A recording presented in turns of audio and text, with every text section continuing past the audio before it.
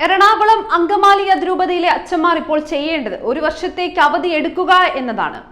ആ ഒരു കൊല്ലത്തിനിടയിൽ യുക്തമായി തീരുമാനമെടുക്കാം. ഞാൻ മനസ്സിലാക്കുന്നത് ശരിയാണെങ്കിൽ വത്തിക്കാനിൽ സ്റ്റേറ്റ് സെക്രട്ടറിയും പൗരസ്ത്യ തിരുസംഘ സെക്രട്ടറിയും ഭരണികുളങ്ങര പിതാവ് ബോസ്കോ അങ്ങനെ ചില പിതാക്കന്മാരുടെ പിന്തുണയുണ്ടെങ്കിലും തട്ടിൽ പിതാവിന്റെ പോലും അനുകൂല ചിന്താഗതി ഉണ്ടെങ്കിലും മാർപ്പാപ്പ ഉറച്ചു നിൽക്കുന്നതിനാൽ അവർക്ക് മറിച്ചു ചിന്തിക്കാൻ സാധിക്കില്ല. ഇത്രയുമൊക്കെ വന്ന നിലയ്ക്ക് മാർപ്പാപ്പയ്ക്ക് തന്നെ മാറ്റി ചിന്തിക്കാൻ ഒരു വഴിയില്ല. അതുകൊണ്ട് ഒന്നെങ്കിൽ മാർപ്പാപ്പ അന്തിമ തീരുമാനമെടുത്തത് അംഗീകരിക്കുക, അല്ലെങ്കിൽ ഒരു വർഷത്തേക്ക് ലീവ് എടുക്കുക. തന്നെ ഏൽപ്പിച്ച ആടുകളിൽ ഒന്നിനെ പോലും നഷ്ടപ്പെടുത്തരുത് എന്ന അദമ്യമായ ആഗ്രഹത്തോടെ നേർവഴി ചൊല്ലിക്കൊടുത്തും ഉപദേശിച്ചും അവരെ തിരുത്താൻ സഭാ നേതൃത്വം കാലങ്ങളായി ശ്രമിച്ചു വരികയായിരുന്നല്ലോ.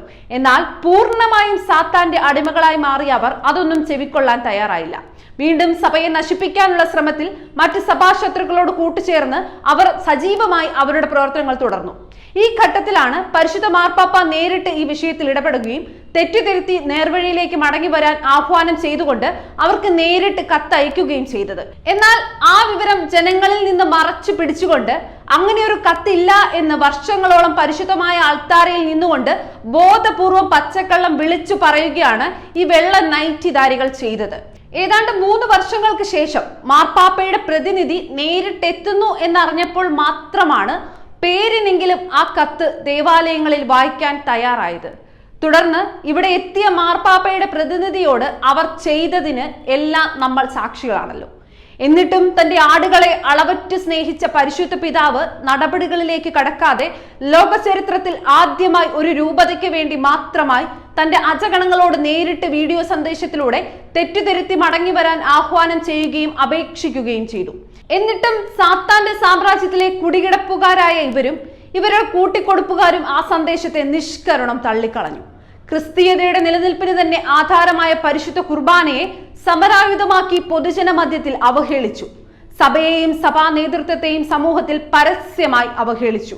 എന്നിട്ടും അവർക്കെതിരെ നടപടി ഒന്നും തന്നെ സ്വീകരിക്കാതിരുന്നത് സഭയുടെ ദൗർബല്യമായി അവർ കരുതി.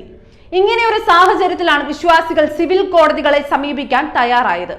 പകൽ പോലെ വ്യക്തമായ സത്യങ്ങൾ വളരെ എളുപ്പത്തിൽ തിരിച്ചറിഞ്ഞ കോടതികൾ വിശ്വാസികൾക്കൊപ്പം നിന്നു.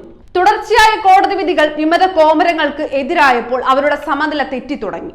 ക്രിസ്തുവിനെ സ്നേഹിച്ച് ക്രിസ്തുവിന്റെ ശരീരമായ സഭയെയും സ്നേഹിച്ചും അനുസരിച്ചും സഭയോടൊപ്പം നിന്ന വിശ്വാസികളെ അവഹേളിക്കാനും തെറ്റുകാരായി ചിത്രീകരിക്കാനും അൾത്താരകളെ അവർ ഉപയോഗപ്പെടുത്താൻ തുടങ്ങി. സഭയോടൊപ്പം മാർപ്പാപ്പായോടൊപ്പം നിൽക്കുന്ന വിശ്വാസികളുടെ മാനസാന്തരത്തിന് വേണ്ടി പ്രാർത്ഥിക്കാൻ ഈ ലൂസിഫറിന്റെ മക്കൾ ബലിപീഠത്തിൽ നിന്നുകൊണ്ട് ജനങ്ങളോട് ആഹ്വാനം ചെയ്തു. അതോടൊപ്പം തന്നെ അവരുടെ ഉള്ളിലിരിപ്പ് അവർ പോലും അറിയാതെ അവരുടെ നാവിൽ നിന്ന് പുറത്തു വന്നു. വേറൊരു സഭ കട്ടുമുടിക്കാനും കള്ളുകുടിക്കാനും മധുരോത്സവങ്ങൾ ആഘോഷിക്കാനും പണ്ട് ഓഷോ രജനീഷ് സ്ഥാപിച്ചതുപോലുള്ള ഒരു സഭ. എന്നിട്ട് പാവം വിശ്വാസികളെ വഞ്ചിക്കാൻ അതിനൊരു അനുബന്ധവും. മാർപ്പാപ്പയുടെ കീഴിലുള്ള സഭ എന്ന് മാർപ്പാപ്പയെ അനുസരിക്കാൻ സാധ്യമില്ലാത്തതിനാൽ ഞങ്ങൾക്ക് മാർപ്പാപ്പയുടെ കീഴിൽ മറ്റൊരു സഭ വേണം പോലും. അതായത് എനിക്ക് ബ്രഹ്മചര്യം പാലിക്കാൻ വേണ്ടി വിവാഹം കഴിക്കണമെന്ന് പറയുന്നത് പോലെ. സത്യം തിരിച്ചറിയുക, അല്ലെങ്കിൽ ഈ പിശാചുക്കളായിരിക്കും നമ്മളെ നയിക്കുക. പന്നിക്കുഴിയിലേക്കും ചെങ്കുത്തായ പാറയിടുക്കുകളിലേക്കും ആയിരിക്കും ചിലപ്പോൾ കൊണ്ടെത്തിക്കുക. ഇപ്പോൾ വീണ്ടും ജനാഭിമുഖ കുർബാനയ്ക്ക് വേണ്ടി എന്ന വ്യാജേന ഒപ്പുശേഖരണവുമായി ഈ സാത്താൻ സന്തതികൾ രംഗത്തിറങ്ങിയിരിക്കുന്നു.